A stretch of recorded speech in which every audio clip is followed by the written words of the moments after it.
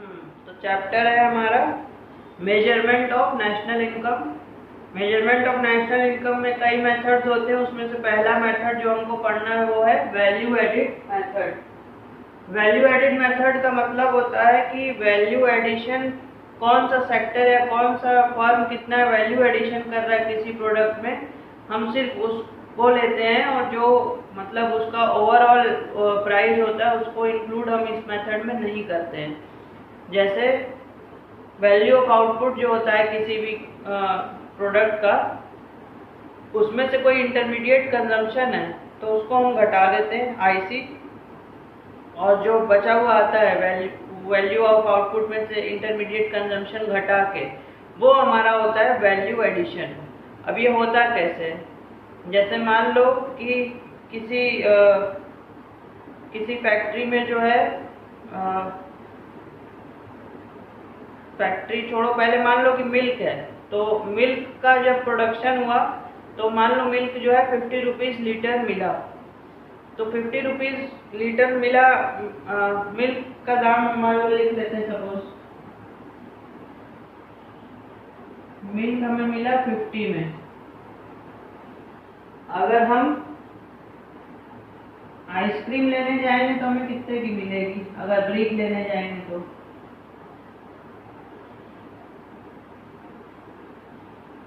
मान लो 100 रुपीज़ की है। तो ये मेथड कहता है, वैल्यू एडिशन मेथड कहता है कि हम या तो फाइनल गुड की वैल्यू लें, यानी कि हम आइसक्रीम जो मिल्क से बनी है या तो हम सीधे आइसक्रीम की वैल्यू लें, तो हमको सही नेशनल इनकम का पता लग जाएगा। या वो कहता है कि जैसे ये मान लो एक सेक्टर 1 था और ये सेक्टर 2 है, तो हम दोनों सेक्टर्स का वैल्यू एडिशन ले लें कि कितना था। तो सेक्टर 1 ने कितना वैल्यू एडिशन किया था, कुछ वैल्यू नहीं थी, उसने 0 से यहाँ तक पहुँचाया उसको 50 तक, तो यानी सेक्टर 1 ने कितना किया, 50 का वैल्यू एडिशन किया। तो अगर हम वैल्यू एडिशन ले लें तो सेक्टर 1 का कितना था 50, और वैल्यू एडिशन हम अगर ले रहे सेक्टर 2 का, तो इसने क्या किया, 50 उसकी वैल्यू पहले से थी, उसने उसकी वैल्यू को 100 बना दिया 50 से। तो 50 से 100 बनाने में वैल्यू एडिशन उसने कितने का किया, 50 का ही किया। जो सेकेंड सेक्टर ने वैल्यू एडिशन किया मिल्क के दाम में, वो किया 50 रुपीज़ का ही। 100 रुपीज़ तो पूरे मिल्क आइसक्रीम की ब्रिक का जो है दाम था, लेकिन उसमें से 50 रुपए तो मिल्क की कॉस्ट थी, जो कि सेक्टर 1 पहले से उसको कर चुका था 50 रुपए का। तो इसने सेक्टर 2 ने कितना वैल्यू एडिशन किया, उसमें 50 रुपीज़ का एडिशन किया, ना कि 100 रुपीज़ का।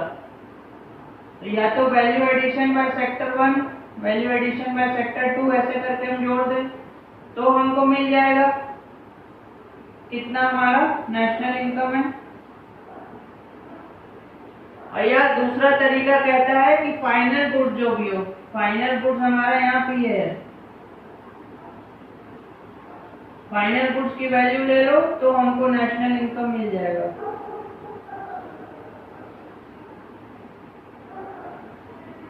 समझ में आया ये चीज?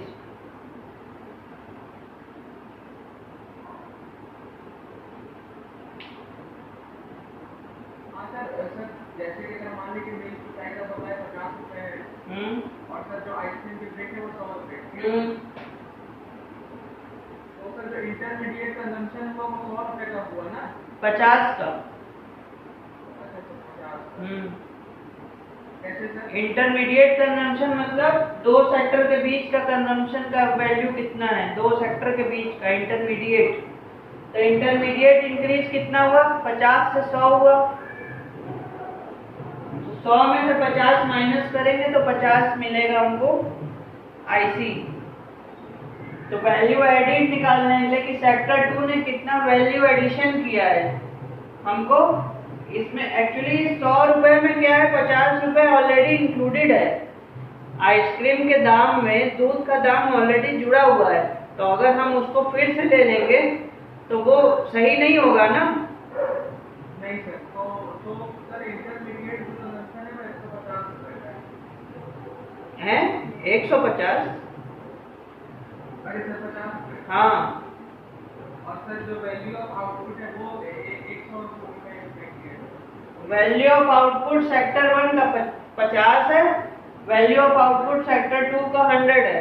अगर हम दोनों का वैल्यू ऑफ आउटपुट ले लेंगे तो उसमें क्या होगा, इंटरमीडिएट कंजम्पशन जो है दूध का जो दूध एक ही था, 1 ही लीटर था, उसको 2 बार जोड़ लेंगे हम। जबकि दूध के 1 लीटर का प्रोडक्शन एक ही बार हुआ था इकोनॉमी में, लेकिन 2 प्रोडक्ट में वो यूज हुआ एक ही चीज, तो हमने उसको 2 बार उसको काउंट कर लिया।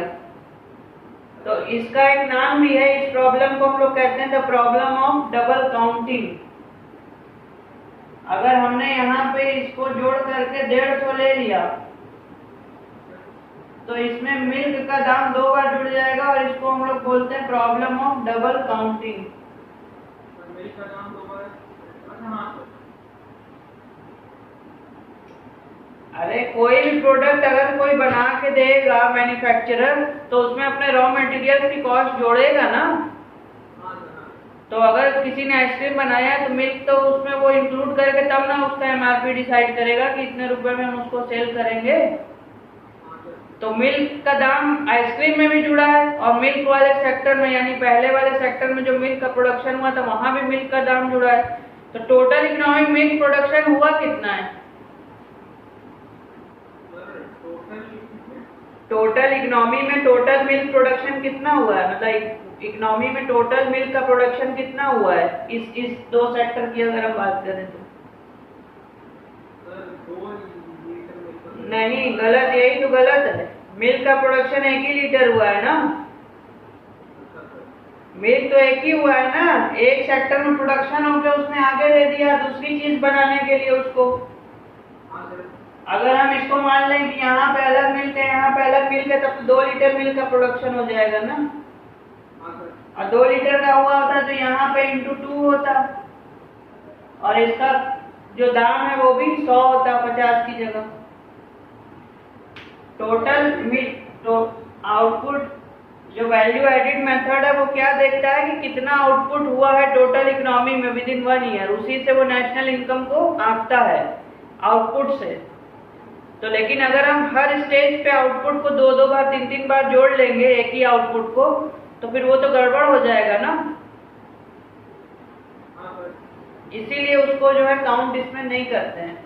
अगर हम उसको 2 बार काउंट कर लेंगे तो इसी को कहते हैं प्रॉब्लम ऑफ डबल काउंटिंग। एक ही चीज की वैल्यू को 2 बार काउंट कर लेना, जबकि वो ओरिजिनली प्रोड्यूस हुई थी और जब वो किसी चीज में मिल करके बनी है उसमें भी उसका काउंटिंग हो गया, तो उसको हम लोग बोलते हैं प्रॉब्लम ऑफ डबल काउंटिंग।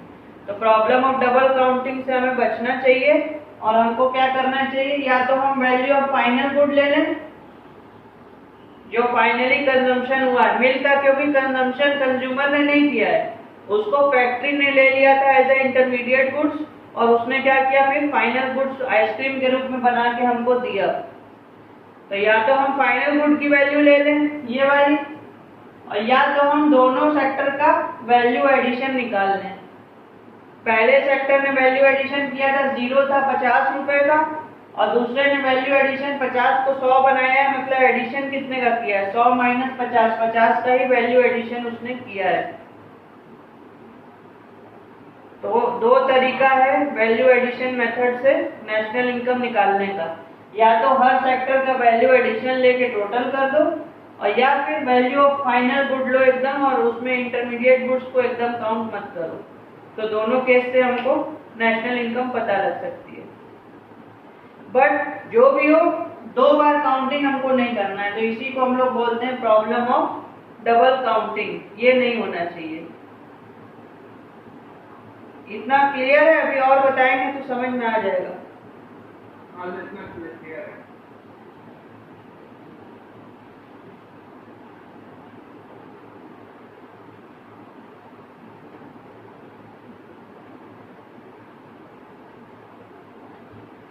कह रहा है कि वैल्यू एडिड मेथड से फॉर्मूला क्या है, value of output minus intermediate consumption, मतलब जो बीच में कंजम्पशन हुआ या इंटरमीडिएट गुड्स की जो वैल्यू है वो हम माइनस कर देंगे वैल्यू ऑफ आउटपुट में से, तो हमको वैल्यू एडिड बाय किसी भी सेक्टर या किसी भी यूनिट का हमको वैल्यू एडिड मिल जाएगा। और सभी वैल्यू एडिड को जब हम जोड़ देंगे आपस में तो हमको मिल जाएगा टोटल डोमेस्टिक इनकम हमें मिल जाएगी। खैर उस पर भी हम बाद में आएंगे। वैल्यू ऑफ आउटपुट का फॉर्मूला क्या होता है, वैल्यू ऑफ आउटपुट होता है sales plus change in stock. Change in stock तो हम अच्छे से जानते हैं क्या होता है, चेंज इन स्टॉक होता है हमारा closing stock minus opening stock. अब क्लोजिंग स्टॉक क्या है और ओपनिंग स्टॉक क्या है, क्लोजिंग स्टॉक वो स्टॉक है जिस स्टॉक तो किसी फर्म के लिए क्या है, ओपनिंग स्टॉक सर वो स्टॉक है सर किसी भी फर्म के लिए फाइनेंशियल ईयर के स्टार्टिंग में जितना उसके पास सर मटेरियल का स्टॉक रखा उसको ओपनिंग स्टॉक कहते हैं। मतलब पिछले साल का जो बचा हुआ होता है उसको हम कह सकते हैं कि वो ओपनिंग स्टॉक है। पिछले साल पिछले फाइनेंशियल ईयर में जो भी स्टॉक हमारा अनसोल्ड रह गया था, नहीं बिक पाया था, उसका स्टॉक जो है वो ओपनिंग स्टॉक, और करंट ईयर में जो भी टोटल गुड्स हमारा अनसोल्ड रह गया वो हमारा क्लोजिंग स्टॉक हुआ। तो करंट ईयर का स्टॉक माइनस पिछले ईयर का स्टॉक यानी closing stock minus opening stock कर देंगे तो हमें मिल जाएगा चेंज इन स्टॉक। सेल्स कितना हुआ वो तो हम निकाल ही सकते हैं। सेल्स से नहीं निकालना है तो दूसरा मेथड भी है उसको निकालने का, वो है प्रोडक्शन। और प्रोडक्शन से मेथड क्या कहता है कि कितना क्वांटिटी ऑफ प्रोडक्शन हुआ, क्वांटिटी इनटू प्राइस। ये तो हम लोग बचपन से पढ़ते आते हैं, किसी भी चीज का प्राइस हमें निकालना हो या टोटल सेल्स निकालना हो तो क्वांटिटी इनटू प्राइस करते हैं तो हम लोग को निकल जाता है। तो या तो क्वेश्चन में क्वांटिटी इनटू प्राइस दिया हो या सेल्स टोटल दिया हो कि टोटल इतना सेल्स हुआ, दोनों में से कोई एक चीज को ले लेंगे, उसमें हम लोग चेंज इन स्टॉक को जोड़ देंगे तो हमको मिल जाएगा value of output. Value of output में से हम लोग माइनस कर देंगे इंटरमीडिएट कंजम्पशन तो हमको मिल जाएगा हमारा वैल्यू एडिड या value addition, value added by any sector. ठीक, अच्छा तो सर वैल्यू ऑफ आउटपुट का सर फॉर्मूला हो गया कि sales minus change in stock. Change in stock value of output मतलब sales plus change in stock. Change in stock मतलब closing minus opening. तो इसमें हम डायरेक्ट भी लिख सकते हैं sales plus closing stock minus opening stock. ये ठीक उसी तरह से है जैसे कि अकाउंट्स में हम लोग क्या निकालते हैं, साल भर की जब हम नेट सेल्स निकालते हैं कितनी बिक्री हुई तो उसमें हम लोग यही करते हैं ना, सेल्स में से ओपनिंग स्टॉक घटा देते हैं, क्लोजिंग स्टॉक जोड़ देते हैं और परचेज घटा देते हैं तो हमको मिल जाता है हमारा कि कितना टोटल हमने सामान खरीदा और कितना हमारा बिका हुआ आ जाता है। तो उसी तरह यहाँ पे भी sales plus change in stock का मतलब है सेल्स, उसमें क्लोजिंग स्टॉक जो बचा है वो जोड़ देंगे, पिछले साल का जो था उसको माइनस कर देंगे तो हमको पता लग जाएगा ओवरऑल कितना सेल्स हमारा हुआ। तो उसको जोड़ के पता लग जाएगा हमको value of output. Value of output में से माइनस कर देंगे इंटरमीडिएट कंजम्पशन तो हमको मिल जाएगा वैल्यू एडिशन या वैल्यू एडिड। ठीक है, इसमें कोई दिक्कत?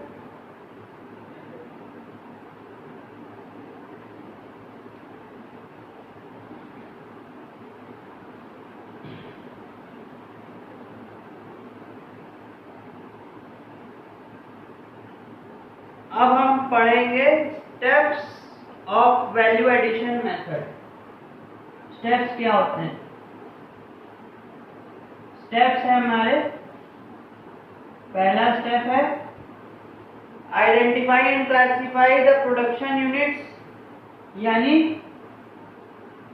वैल्यू एडिशन बाय मान लो primary sector plus value addition by secondary sector plus value addition by tertiary sector, सबको आइडेंटिफाई करेंगे और आपस में जोड़ देंगे स्टेप 2 में।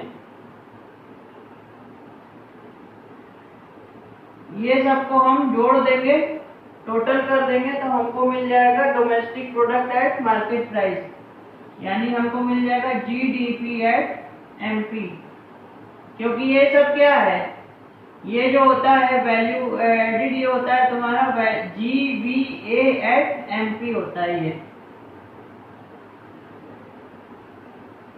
इसको हम लोग बोलते हैं, ये ग्रॉस में होता है gross value added eight market price, क्योंकि हम यहाँ पे क्या ले रहे हैं, उसका सेलिंग प्राइस ले रहे हैं, मार्केट प्राइस जो है उसका वो ले रहे हैं, फैक्टर कॉस्ट पे नहीं होता है।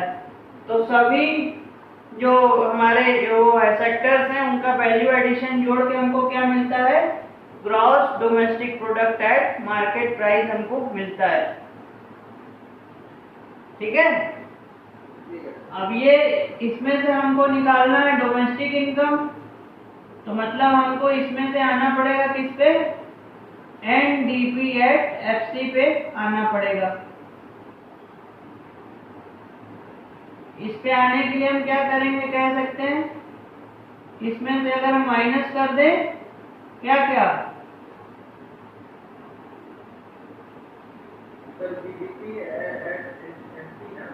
याद नहीं है, ग्रॉस से नेट पे आना है, माइनस डेप्रिसिएशन और मार्केट प्राइस से, हाँ वेरी गुड। तो ग्रॉस से GDP MP से हमें NDP FC पे आना है टू गेट डोमेस्टिक इनकम। तो डेप्रिसिएशन और NIT माइनस कर देंगे और फिर हम क्या करेंगे, लास्ट में NFIA कैलकुलेट करके उसको भी हम लोग यहाँ पे जोड़ देंगे, तो हमको मिल जाएगा हमारा नेशनल इनकम, या जिसको हम बोलते हैं NNP एट FC।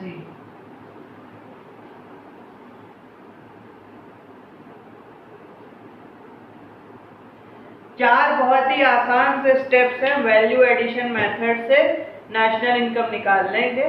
पहले हम क्या करेंगे, देखेंगे कि कौन कौन से सेक्टर्स हैं जो प्रोडक्शन कर रहे हैं या वैल्यू एडिशन कर रहे हैं। उन सभी सेक्टर्स का वैल्यू एडिट जो उन्होंने किया है, वैल्यू एडिशन किया है, उसको हम अलग अलग जोड़ देंगे। Value addition by primary sector, value addition by secondary sector and value added by tertiary sector. तीनों सेक्टर का वैल्यू एडिशन हम जोड़ देंगे तो हमको मिल जाएगा GVA एट MP, या GVA एट MP को हम GDP एट MP भी बोल सकते हैं।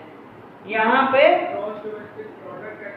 हाँ, यहाँ पे इस केस में खाली क्या है, GVA at MP is equal to GDP at MP होता है हमारा, मतलब कि वैल्यू एडिशन को हम लोग डोमेस्टिक प्रोडक्ट के नाम से भी जानते हैं।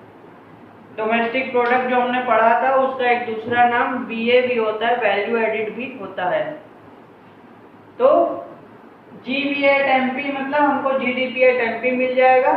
GDP एट MP में से डेप्रिसिएशन और नेट इनडायरेक्ट टैक्सेस माइनस कर देंगे तो हमको हमारी डोमेस्टिक इनकम या NDP एट FC मिल जाएगा, net domestic product at factor cost.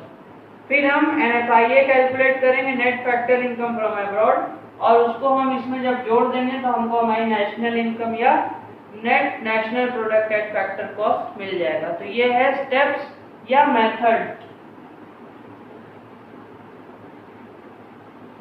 Of calculation of national income.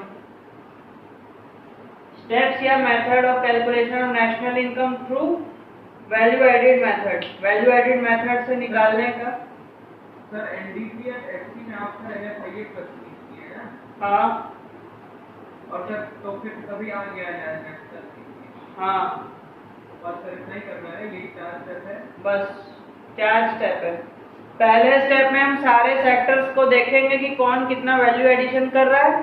Second में उन सबको जोड़ देंगे तो हमको मिल जाएगा GDP एट MP, उसमें से डेप्रिसिएशन और नेट इनडायरेक्ट टैक्स माइनस कर देंगे तो हमको मिल जाएगा NDP at FC, net of factor cost पे यानी डोमेस्टिक इनकम, और फिर हम NFIA net factor income from abroad जोड़ करके एस्टिमेट करके उसको जोड़ देंगे हम लोग डोमेस्टिक इनकम में, तो हमें मिल जाएगी हमारी नेशनल इनकम। इस स्टेप में कोई दिक्कत है? वैल्यू एडिशन क्या होता है ये क्लियर है? वैल्यू एडिशन होता है जो वैल्यू ऑफ आउटपुट होता है सभी सेक्टर्स का, उसमें से अगर हम इंटरमीडिएट कंजम्पशन माइनस कर दें तो हमें मिल जाता है हमारा वैल्यू एडिशन या वैल्यू एडिड। और वैल्यू एडिड होता है मतलब कि हर सेक्टर ने जो पहले से था उसमें कितना एडिशन किया है उसकी वैल्यू में।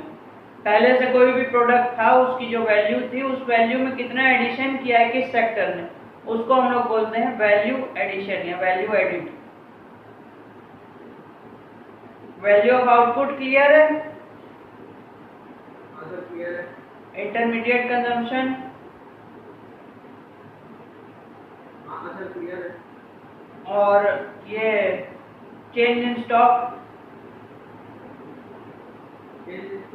हाँ सर ये भी क्लियर है sir. Sales plus change in stock करेंगे तो हमको मिल जाएगा value of output. Value of output में से इंटरमीडिएट कंजम्पशन माइनस कर देंगे तो हमको value addition by particular sector या पर्टिकुलर फर्म जो भी होगा वो मिल जाएगा।